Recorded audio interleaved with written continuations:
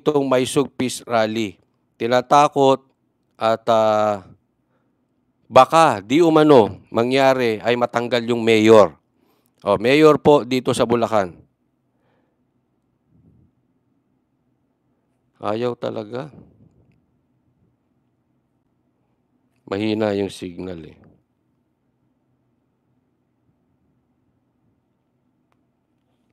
But anyway, yun ang balita. Pero wag po kayong mawawalan ng pag-asa dahil tuloy daw po yan. No? Maraming nagsasabi na kahit po sila ay masaktan, pupunta sila. Yung mga organizer, kahit tinatakot na po, yung may-ari ng private property ay tinatakot na po, laban daw sila. Hindi sila maduduwag. Tuloy. Iglit nga. Gusto ko maparinig sa inyo eh.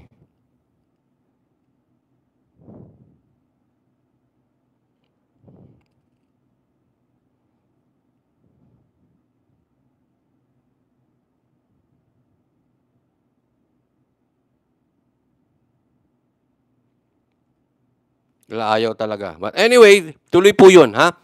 Tuloy na tuloy yun. At kahit na po may pananakot, basta mag-iingat lang po kayo. Huwag po tayong papadala sa pananakot nila kasi yan po ang style ng mga terorista eh. Diba? Kaya nga terorista, terror, tatakutin kayo. Sabi dito, dapat lang wag maduwag ano sila. Kasi po ang ginawa alam nyo, kailangan po kasi ng permit pag magrarally. So anong ginawa ng organizer? Kumuha sila ng private property. Kasi pag may private property po yung inyong pagdadausan ng rally, basta peaceful po ito at i-inform nyo ang mayor, pwede po kayong mag-rally ng hindi na kailangan ng permit. Ang problema naman, tinatakot yung may-ari ng private property na pagdadausan ng rally. Ang sinabi ay, huwag nyo nang ituloy ang rally na yan kasi baka magaya kay Kuya Gob diyan sa Davao na nasuspindi. Sa madaling salita, pati yung nananakot ay inamin na yung ginawa kay Kuya Gob ay pananakot talaga para wag ituloy yung rally. Yung ginawa kay Kuya Gob ay talagang panggigipit para wag ituloy yung rally. Naintindihan niyo po? Gagets niyo po? So, ganyan daw ang gagawin. Ibig sabihin, hindi ko alam, baka kakampi nila yung gobernador. Baka magayo kayo doon sa gobernador ng Davao. Yun ang sinabi. Hindi natin alam, di ko alam kung kakampi nila tong gobernador ng Bulacan ngayon. Pero kung kakampi ng administrasyon itong gobernador ng Bulacan, natural, hindi yun masususpindi. Hindi ko alam kung sinong gobernador ng Bulacan. Baka mamaya ang masuspindi dyan, yung mayor mismo, kung saan pagdadausan nung rally. Ganyan po. Huwag nyo po, alam nyo, hindi po maganda yan. Sana ito ay imbestigahan ng DOJ. Ito ang imbestigahan ni Boying Rimulya. Why? This is terrorism. Tiniterror mo yung tao eh. Bumubuo na kayo ng grupo. May bumubuo ng grupo. Daniel Fernando. Ito bang Daniel Fernando kakampi ng... Kayo na magsabi. Kung kakampihan ng gobyerno, natural, hindi yan masususpindi. Sino sususpindihin nila? Hindi yung mayor.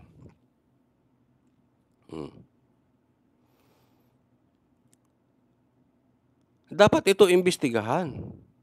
Kasi parang bumubuo na ng grupo para laging takutin kung saan man magrarally. Sususpindihin ng gobernador, sususpindihin ng kung sino-sino, tatakutin yung may-ari.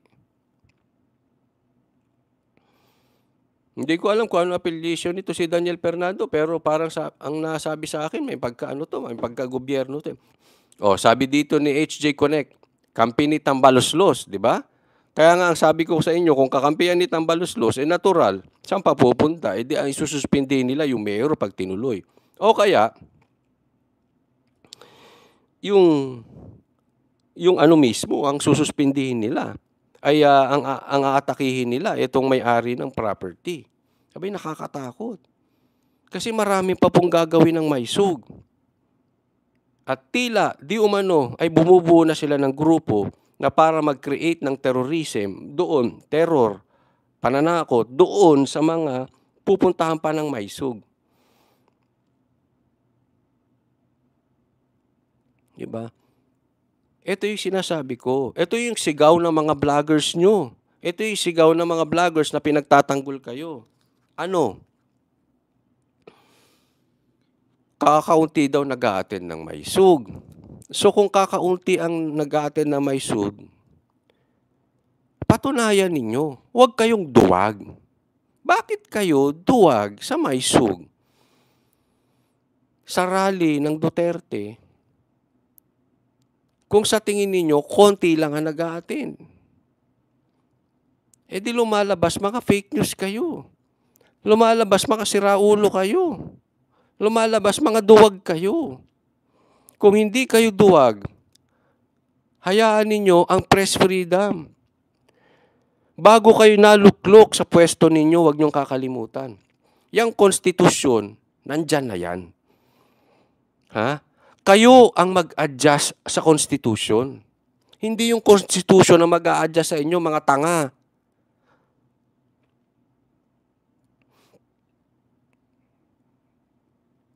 Rizal Park o Luneta, doon na lang hindi BBM si Mayor Lacuna. Ewan ko rin, si Mayor Lacuna, hindi natin alam. Sana, magkaroon sa Manila. Ewan ko. Try nyo kay Mayor Lacuna. Ayoko magsalita muna. Sana magkaroon sa Maynila. Di ba, kung kaunti, ba't kayo takot? Ha? Ulitin ko, kayo mag-adjust sa konstitusyon. Andyan na yan, bago pa kayo umupo. Kasi ang ginagawa ninyo, iniikutan ninyo ang konstitusyon. Ang konstitusyon po ay sinusunod, hindi iniikutan para mag-fit sa personal, political agenda nyo, mga animal.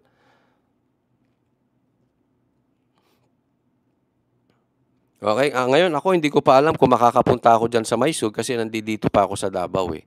So, may mga asikasuin pa kami na medyo, alam mo na,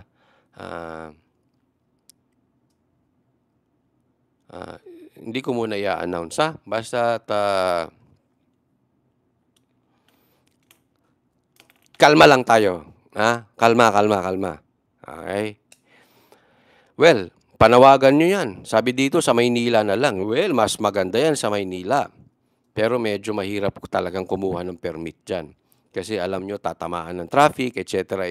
But let's see. Try ng organizer, ng Maisug. Baka sakali. Pero sa tingin ko, sa ngayon, medyo malabo pa. But wala namang masama eh. Nang malaman natin kung sino ang duwag at hindi duwag. Di ba? Try nyo sa Maynila.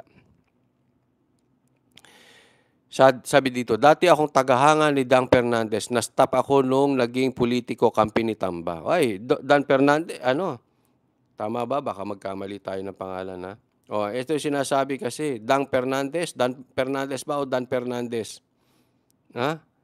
Ikaw ba ay makatambaluslos? Yan ang sinisigaw dito. Kaya ba hindi natuloy yung unang rally? Kasi yung unang rally, tatandaan nyo, after Davao, Bulacan, napuspon yun. Ngayon, ito na naman, Bulacan, nagbabanta na naman mapuspon. Sabi, dapat itong mga mayor at gobernador na hindi gusto, ipakita rin nila ang tapang at katapatan nila para sa taong bayan. Alam mo, may punto. Niluklok kayo ng taong bayan. Para ano? May mandato kayo na ipagtanggol ninyo ang konstitusyon. Kayong gobernador, kayong mayor, kayong congressman. Hindi porket kaalyado ninyo, ipinagtatanggol ninyo.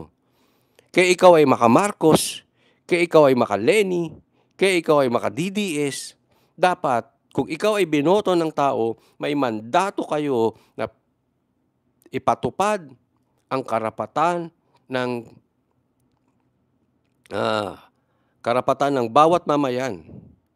Freedom of speech, dapat ito man ay pabor sa inyong mga kaibigan na politiko, pabor sa inyong partido, o ito man ay hindi pabor sa inyong partido, inyong political affiliation, dapat pinagsisibihan nyo ang taong bayan dahil ang loyalty nyo ay nasa taong bayan, hindi dapat nandoon sa inyong mga bossing dyan sa Congress, kay Speaker, kay Marcos, kay etc. etc. So wag nyo pong labagin ang konstitusyon. Freedom of speech. Tatandaan nyo, kailangan niya freedom of speech.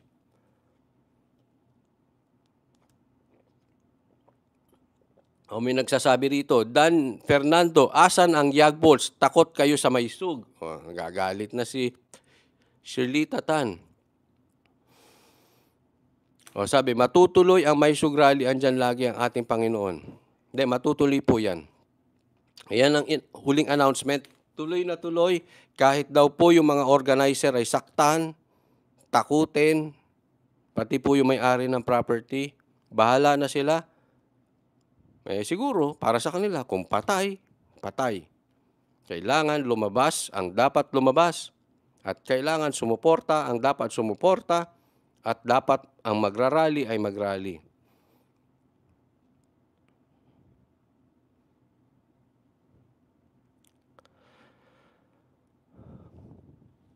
Sabi dito ni Dagos, congrats natin ulit ang ating BP Sara, 29% versus Tulfo ayon sa WR Nation Survey. Number 1 tayo ulit. Maraming salamat, Dagos, sa balitang ito.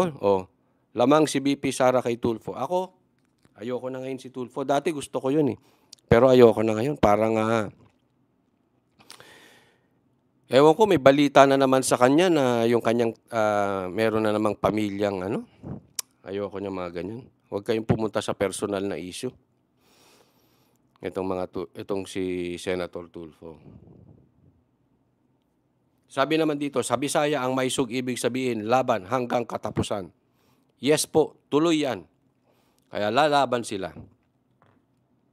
Sabi ni opinion lang, mukhang pera si Senator Tulfo. Dapat lang na matuloy para hindi sabihin nila bangag na takot ang maysug. Hindi. Yung sila ang nananakot, it shows na takot sila. Kasi halimbawa ako nakikita ko konti naman yung rally na yan eh. Papayagan ko kayo. Wala namang kwenta eh. Rally lang kayo na mag-rally. Bahala kayo. Kayo naman na magmumukhang tanga eh. Diba? Kaya nga ito hamon ko. Kung talagang konti ang nag-a-attend ng maysug, hayaan nyo lang mag-rally. Hayaan nyo sila maging mukhang tanga. Kasi magmumukha silang tanga eh. Kaunti nagra-rally. Tapos bombahin nyo sa mga kakampi nyong media. Ibalita nyo ang konti ng tao. Di ba? Kung talagang naniniwala kayong konti ang tao, gawin nyo silang tanga. Gawin nyo kaming tanga. But in reality, kaya takot siyang mga animal na yan. Kasi maraming tao. Sila ang nagmumukhang tanga. Talagang nakikita, ayaw nila makita na yung 31 million, wala na talaga. Lusaw na yung 31 million na yan. So, sinong tanga?